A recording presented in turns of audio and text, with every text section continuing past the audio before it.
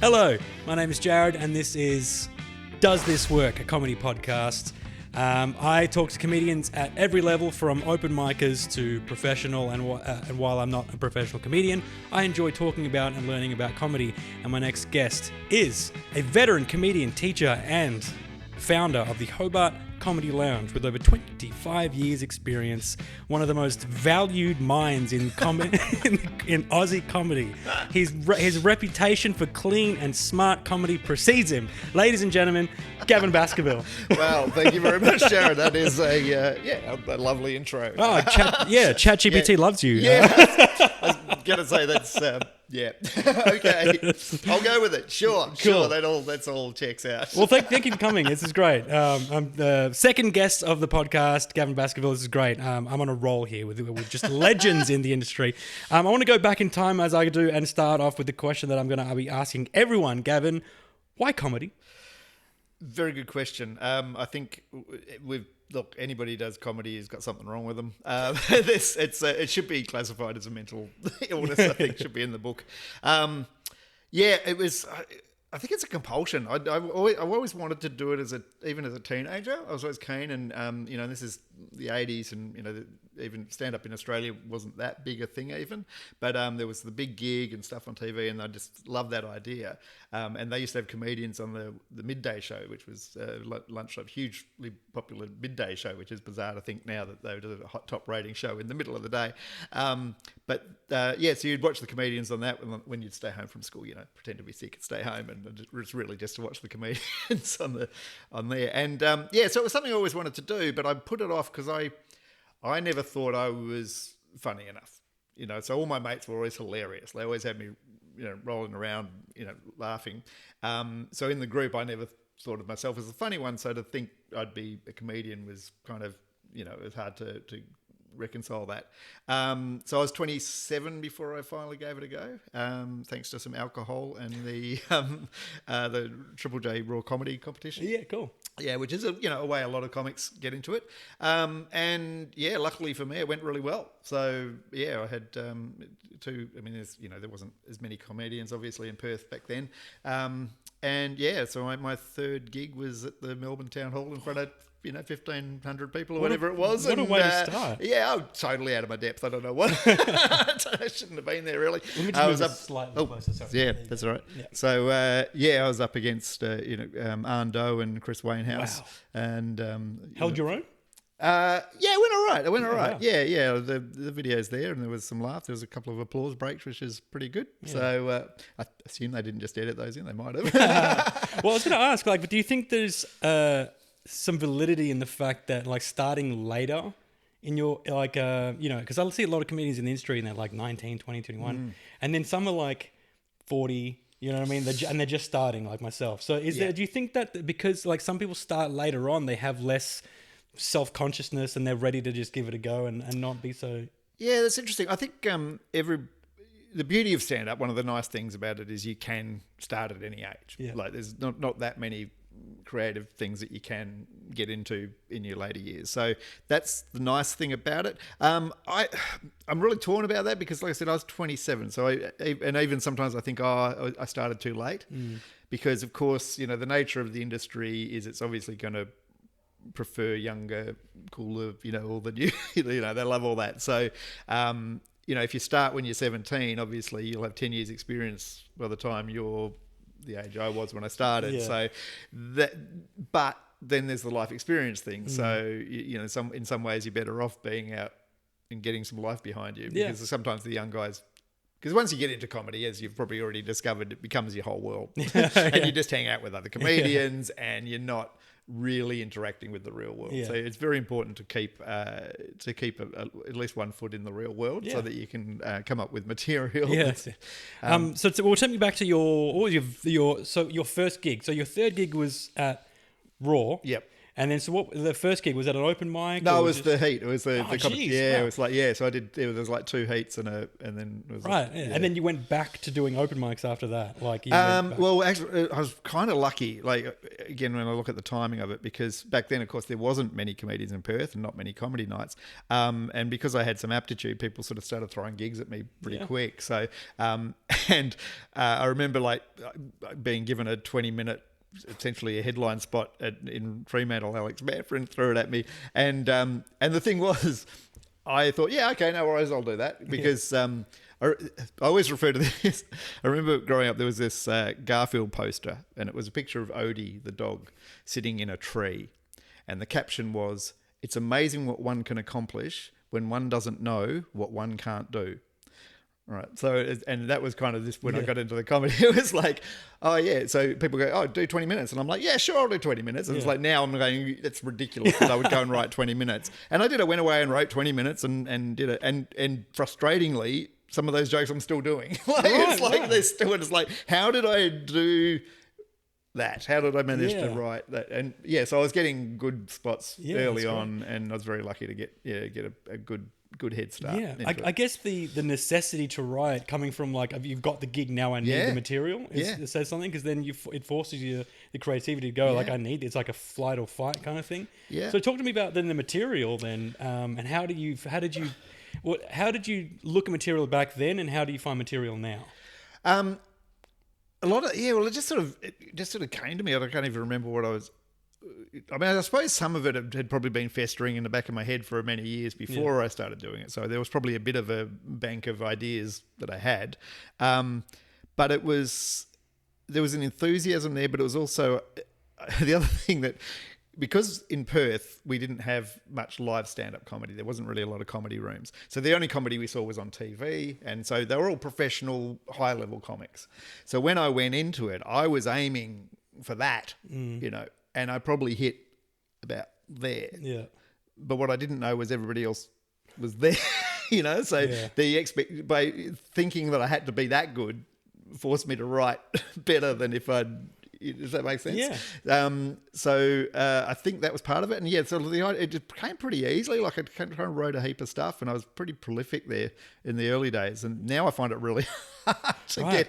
And part of it, I think, because I've gone over so many topics over all the years, you sort of your brain's a bit blocked. It's like, I've already done something about that, so you don't go back to it. And that's what I have done a bit more of that recently. I've sort of gone back.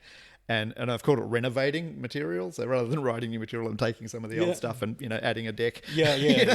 Changing the bedroom or whatever. So it's because it's like coming up with the new ideas and do it. But like everything, and now I can sort of see it was probably ADHD before we knew what that was. The pressure of a deadline is definitely the thing. If I've got a deadline, if I've got a festival show coming up, or I'm doing a particular gig, then it'll come, but it'll always come at the last minute. Yeah, because that's just the way my brain works. Yeah, I mean, because when I started, and a lot of the other guys that I've become close with, speaking as myself, I did too much research first. I wanted to find out the different kinds of joke structure and incongruity and compare and contrast, and I looked at the different ways, like the different triggers of laughter that human beings have, like all things that were just way too much. Did you feel like you needed to do any research on joke writing as an art, or did you just have to write your own thoughts down and make them funny? Yeah, that's really interesting, because I found that when I was running workshops, I found there was some people that just want to know how to do it before they get up, and others that just want to jump in. I mean, I initially just jumped in, but that being said, I also immediately started reading a heap of books on it. There was some really good books out there, because I was always interested in the structure of it, and that's one of the reasons I ended up teaching, was because I was so hung up on how it all works and why does that work and why doesn't that work and stuff. So so the back end of it was always, I found fascinating. But I think initially I just wrote intuitively, but then I started sort of trying to apply science to it. But I guess it's like anything. I mean, I studied film at uni, and it was the same thing. Like you love movies, you start studying it, and then you hate movies because you can't watch a movie without sort of looking at all the editing and looking at all the stuff. Yeah. And you go through that with comedy too. You start off, you're excited about it, and it's all just intuitive, and then you start breaking it down, and then it just gets too much, and it's all complicated. And how do I do this? And then you can get past it, and you can start enjoying it again, and you start laughing at jokes instead of just going, I see what they did there. You know.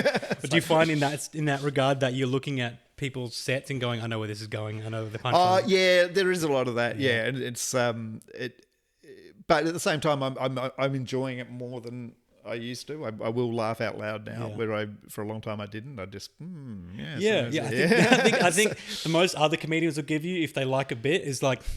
Exactly. Yeah. But now I do. I consciously. Sometimes I probably sound like I'm forcing the laugh a little bit, but I do, make laugh out loud, especially for a comic. If there is a good joke, I try to send an audible clue. Well, I mean, and I've noticed. Like, I think I saw you at one of the clubs the other day, and I was like, this guy's just one of the most supportive. Like friendly, welcoming comedians. I think one of the first people that I met. I did a Fluffy Duck. Oh yeah, gig and you were there. Yeah. All right, I have other questions. Thanks, man. I was going to say what made you stay in stand-up, but it's pretty clear that you had a great start to keep going. I did, yeah. I was very lucky, and I moved to Melbourne pretty much straight away, like about a year later. Yeah. And I was very lucky to land in Melbourne at a time when... your Dave Hughes and Dave O'Neill and Will Anderson and everybody they were still playing the clubs.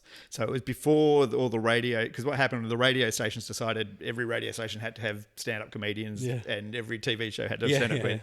And so suddenly all those guys sort of once they started doing TV and radio, they didn't have time to be at the clubs. So if I'd landed in Melbourne probably even a year later, I probably wouldn't have got to work with those guys. But because they were still doing the clubs, I got to do supports for all the acts that it inspired me to, Rod Quantock and people like that I'd grown up admiring. And then I had the luxury of not only working with them, but also watching them. So I learnt heaps from them. I learned very quickly. So I was very, very lucky to have that as a thing. And I got hooked on it. And like everybody, I mean, you try to stop. I saw a tweet the other day which was good. It said people are always asking, how do you get into stand-up? Yeah. I want to know, how do you get out? Yeah.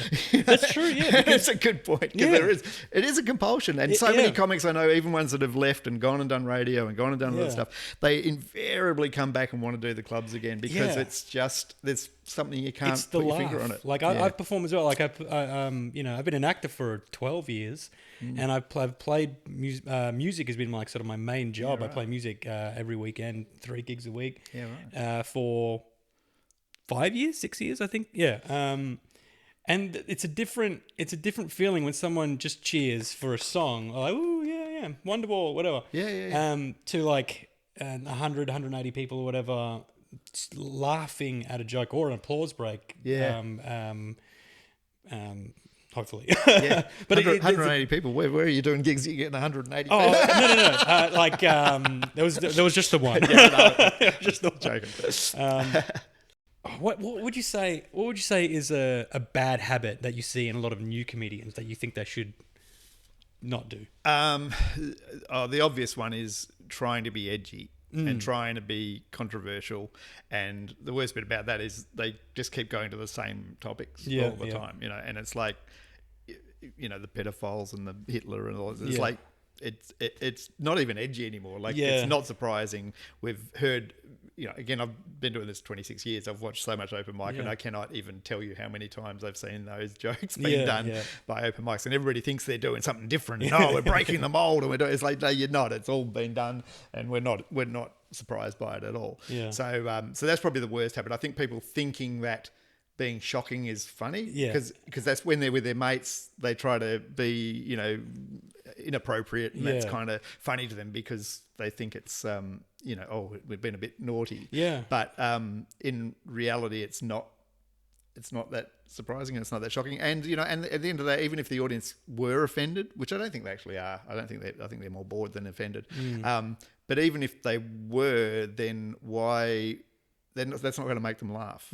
So what's the point of doing that? Yeah. You know, and it's like they want to be provocative, but then they also get upset when people get offended. Yeah. So, it was too hard for you. It's like, well, you deliberately were trying to be offensive, and then they got offended, and then you're angry at them for being offended. It's like all you did was achieve what you set out to do. Yeah, so it does seem to be the default for new comedy, and I fell into it as well. There was one terrible offensive joke that I did. And I only did it because I liked the A plus B equals C of it all, like the maths of it all. And, and it was the shock, and like it was the first time I got a boo, and it wasn't even it wasn't even an emphatic boo. It was like a boo. It was just it was a disappointed boo. That's the point, because people. I mean, it takes a lot to. People actually aren't offended and shocked anymore. Like we're well past that. Yeah, they're just like, it's boring. Yeah. Be more clever. Well, I never did that joke again. And don't forget your coffee. Oh, wait, thank you. Great coffee, brother. Get a close-up with our latte art. You didn't mention that. You do music and you make good coffee. So I did that as well. I never did the joke again. And but that brings me to my follow-up question to that, which is you're very well known for your clean comedy. Was that a intentional thing when you started out, or was it something that the audience preferred about you, and it was like you just kept going down that route? Yeah, it's interesting. When I actually started I intended to not swear, not swear or not be, to do clean comedy basically. And it wasn't even clean comedy. It was just I didn't want to swear, and I didn't want to talk about dirty stuff because it wasn't really the sort of stuff that I laughed at anyway. But so when I was in Perth when I started, I worked clean. That was, and I didn't do the obvious, sex stuff, farts or any of that stuff. It just wasn't. Farts during sex. Well, it's just I know it just wasn't the sort of stuff that made me laugh. So I thought, no, I'll try and do something different. But when I got to Melbourne, it was weird because you're playing a lot of pubs and rough pubs and stuff, and I found I had to swear. Like that was the other thing. I didn't swear at all when I first started.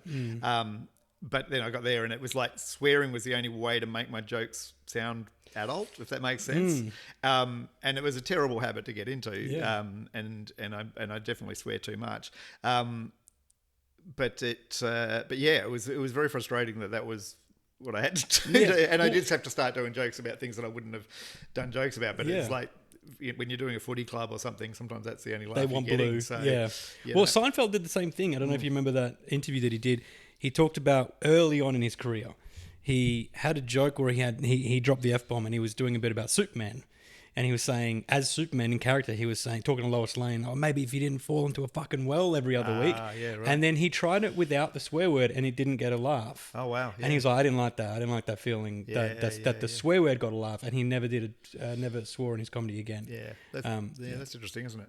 But I mean, I think in that case, like, it is funny because Superman wouldn't say fucking. So, I guess there's an exception to the rule. But I get what he means because it was frustrating because I thought, I should be able to get laughs without it. And then later on in my career, I started working on cruise ships, and we had to do clean shows. And again, it was a real challenge after not swearing for so long and doing adult material.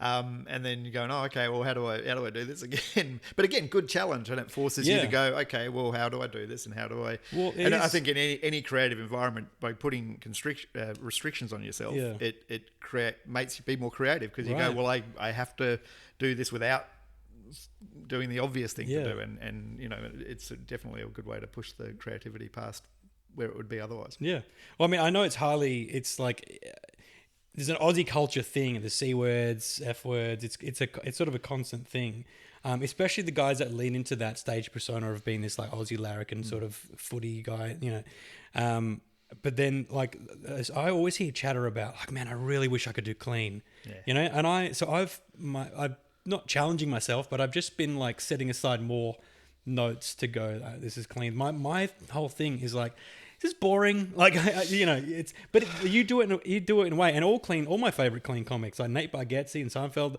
they do it in a way that you don't realize they're being clean. It's just this relatable, funny comedy.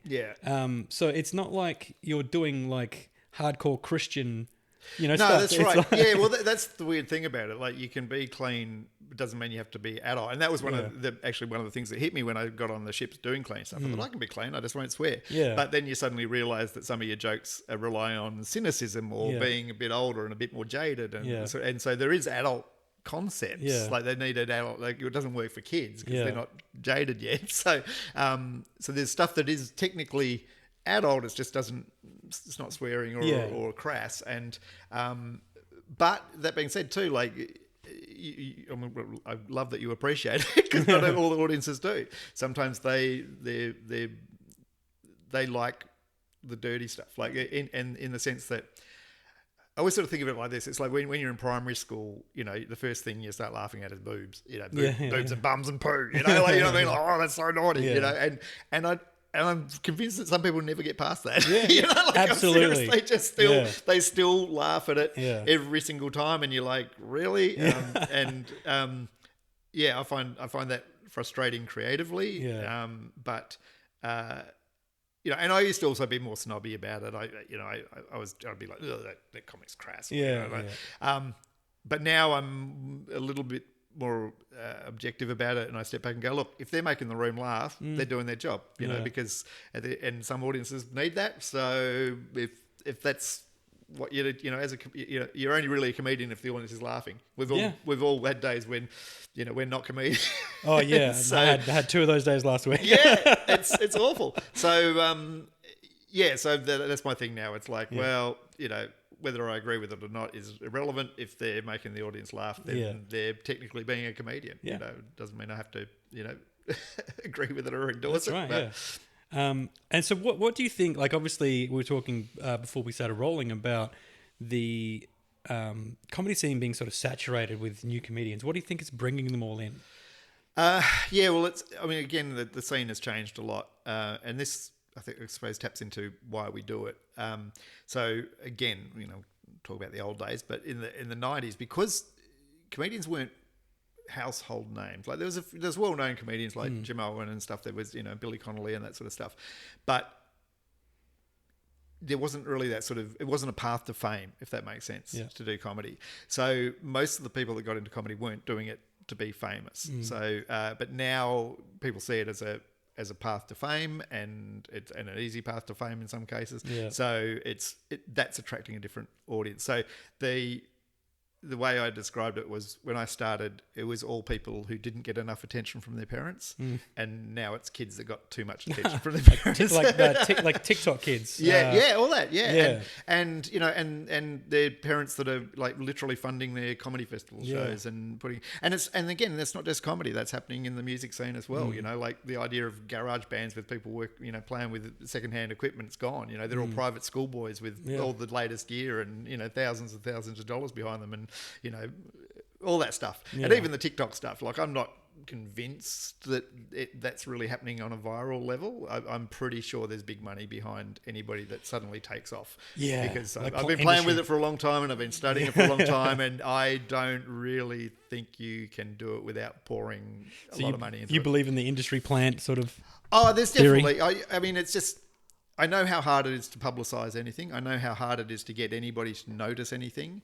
And I just don't think you can really become super viral and super popular without some money. I mean, there's a couple of cases of it, but I'm less and less convinced that that's not what's happening, because it just doesn't seem right. And certainly the music industry, there's no way. But, you know, if you've heard of somebody, there's money behind it, because if you try and promote anything, you will see how hard it is to do without money. If you don't put money behind it, it's just not going to show up anywhere. Like, you just can't do it, you know. Well, that brings me to my next question about social media. So you're pretty good, as we were saying before, with posting your clips and try and get, you know, how do you stay consistent with that? And but again, it's funny. I've just found this in the last few weeks as I'm talking to people. They're like, "Oh, you're always on the social media, you're doing all the stuff, and you're obviously really good at it." And it's like, I'm getting nothing. Like, the traction is useless. I've got like hardly any followers. But even that, the perception is that it's, and I think that's what it's all about. It's all about perception. And I think I do it just to look like I'm doing it, if that makes sense, because that's the expectation now. And it's this very weird thing that, I mean, even yeah, if you're not on there at all, then you're completely invisible. Yeah. But if you're on there, it's a lot of work, and it doesn't really translate into anything. I mean, even my mates that are doing podcasts and doing, lots of viral stuff, they don't actually get audiences to their shows.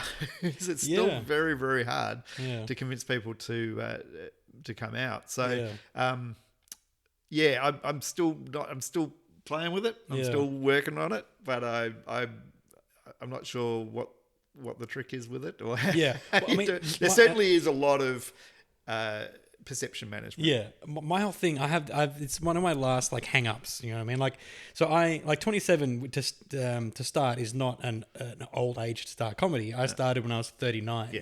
Yeah. I started acting when I was 29, and it was all midlife crisis things. And when I was 29, I was like, I'm turning 30 next year. I've always wanted to be a comedian for longer than I can remember. Yeah. But I was like, I'll try acting and I'll try music, and it was all things that I started late. So it was hard for me to just step out of the comfort zone and just do it. Yep. So I have the last like mental hang up that I have is like just posting a video and talking to the camera and just putting it online, because I have this thing in my head like, no one's going to give a shit about you piece of shit.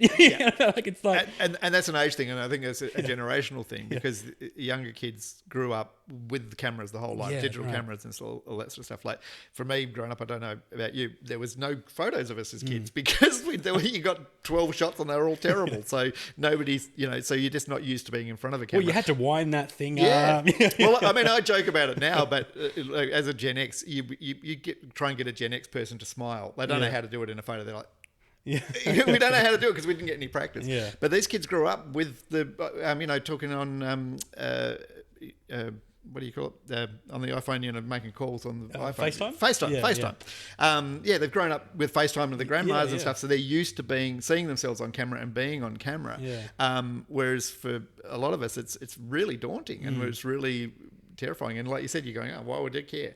But they do care. That's the thing for me. I mean, it's like, even on a simpler level, promoting, doing emails out and stuff. When you had a mailing list, I hated spamming people. Yeah.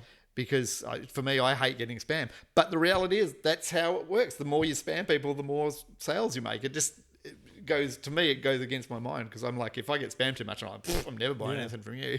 But the most people out there, the more that they get yelled at, the more they actually do it, which is very strange. Yeah, I mean, I guess there's something in it, because Lockie. Yeah. So he's his room, his opening night of his new room. He was doing letterbox drops. Yeah. And I was just like, he's mad dedicated, to the craft. He was doing letterbox drops, and there was a good amount of people that were there from like, oh, this just turned up in my letterbox, so I decided to come down. Yeah. So I guess there is something in it, like putting yourself out there. It's still like, at the most I'll post, I don't even do clips of myself, but at the most I'll do that, or like a picture of the stage. All right, so going back to Clean, I don't know if you want to talk about it anymore. No, that's but like, is there a misconception about it, or is there anything that you wish people knew about it, or is there a way to like that you write clean comedy where you're... See, I think that they teach you sort of early on, don't try and be relatable. You just talk about things that you want to talk about, and people will relate to it. Yeah. Right? So is that how you approach... I think that's absolutely great advice, and it's something I probably didn't do enough. I think I definitely overthought relatability and trying to talk about things that I thought that they'd want to talk about. But yes, definitely the stuff that works best is the stuff that is the most honest and the most specific to you. Yeah. All that being said, there has been plenty of times when I thought, oh, this is something that I do all the time that I think is funny, and this is honest, and then people will go, what are you talking about? And it's like, oh, okay, that's not relatable at all. So, I think being and it does stem back to what I was going to say about comedy fans want to get to know you. They kind of want this virtual friend now. So the more you are honest, the more you're about yourself. Yeah.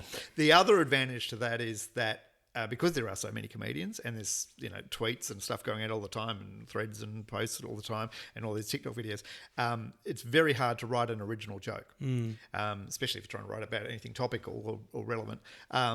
So the only way you can really write material that can't be stolen, for want of a better word, is about yourself. Yeah. It's very hard for somebody to steal material about your family or your relationship or yours. So Yeah, so but if you just write a gag, which again frustrating for me because I'm a joke writer. I mean, that's what I've always done was just write gags, and I really like writing that. But yeah, it's too easy for them to be stolen or parallel thinking, which happens. The number of times I've written jokes like years ago and got like no likes at all on it, and then 5 years later somebody famous writes exactly the same joke and it gets 10,000 views, and you're like, it's very, very frustrating.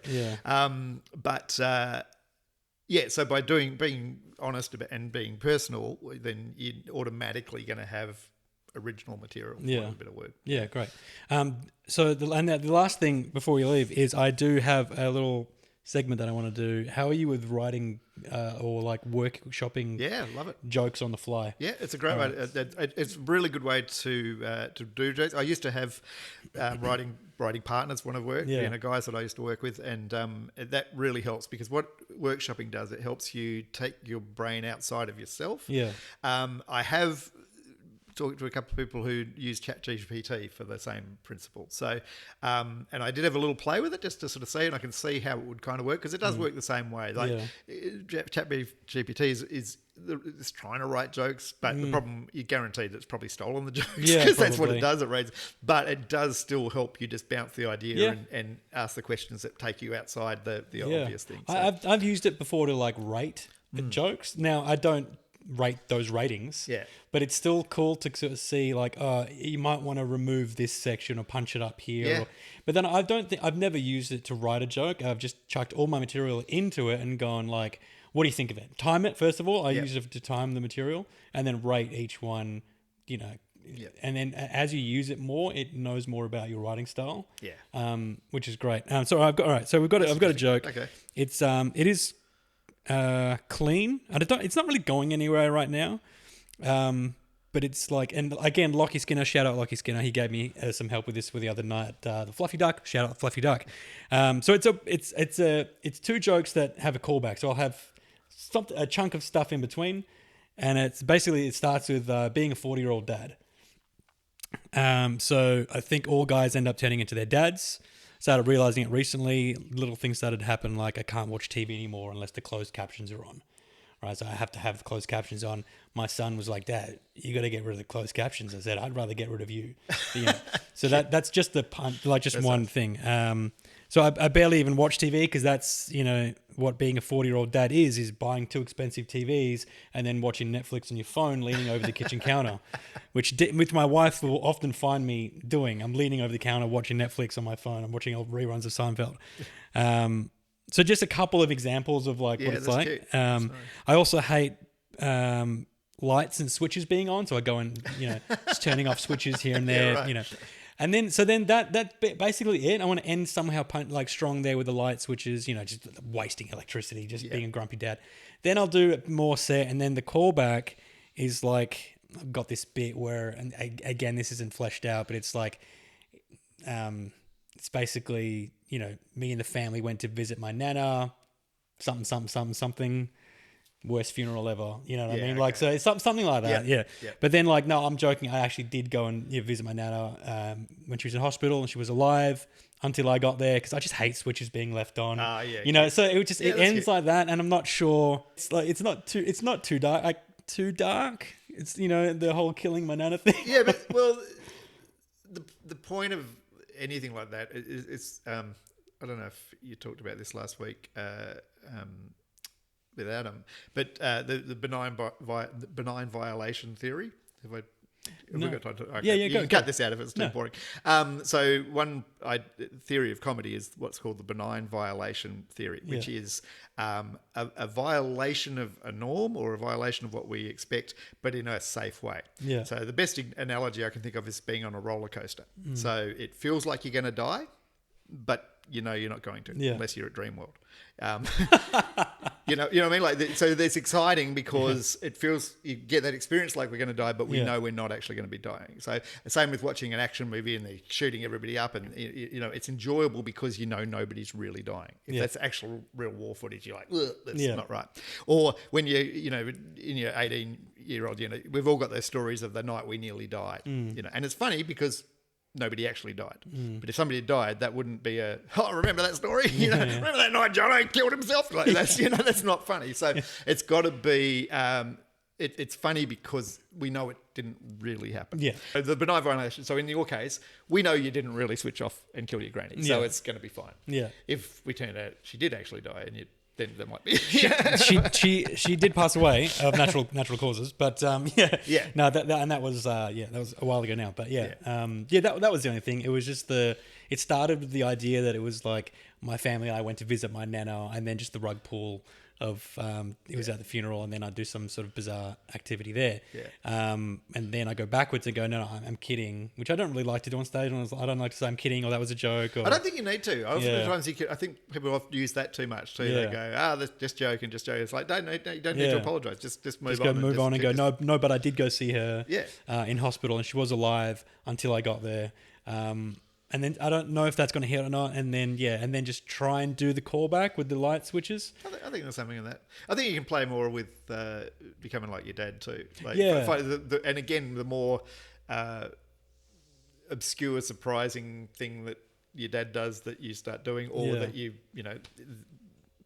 That'll be where the real comedy comes in, where someone's like, oh, my dad does that too, or you know, like there's kind of that recognition. And something, and the more ridiculous it is that you would, you know, do that. I mean, I've got a list of them of like a 40-year-old, because like all 40-year-old dads are all millennials now, so we're all like 90% nostalgia. I mean, we're just like, we always want to show you the original version of something. You know, it's whatever movie or song or whatever's come out. Let me show you the original. Like my son's into Jurassic World. I'm like, let's look at Jurassic Park. You know, all that stuff. Any cover of a Beatles song, I'm like, let's look at the original. Absolutely. So there's something in that's quite relatable, I guess, to the 40-year-old dads as well as the kids that recognize that in their dads as well. Exactly right. It's a really nice angle, and and also traditionally talking about family stuff is almost guaranteed to work because everybody can relate to it. Most people can relate to it. And it's a standard fare for stand up, so it's also something people are kind of familiar with. But because it's your story, it's going to be unique. So it's one of the reasons that people talk. I don't talk about my family at all, but which is interesting. It was the first, but it is a good thing to do. It was the first feedback that I started getting about my set. So my set was convoluted to begin with. I was doing one-liners, I was doing offensive jokes, I was doing family stuff, and I was doing puns. It was all over the place. And then so the people from the audiences that came to me afterwards, and they was, I liked your set. Like the stuff about your family was great, and I was like. It stuck in my head.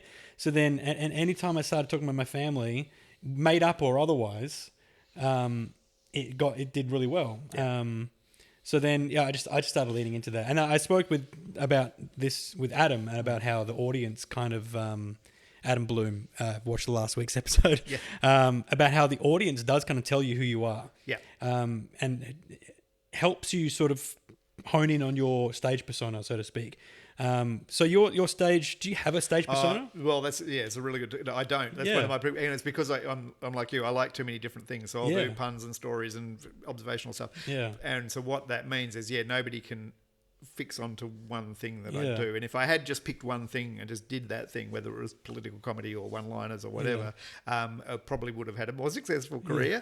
But because I just like too many different things, and I was also doing too many different styles of gigs. So I often refer to myself being like a session musician. I do, I'll go do a footy club, and then I'll go do a clean show on a cruise ship, and then I'll go do a corporate gig, and I'll do a comedy club, and I'll MC, and I'll do, and so it's always different audiences, and it's always different. So the audiences, I'm playing to whatever audience I have in front of me.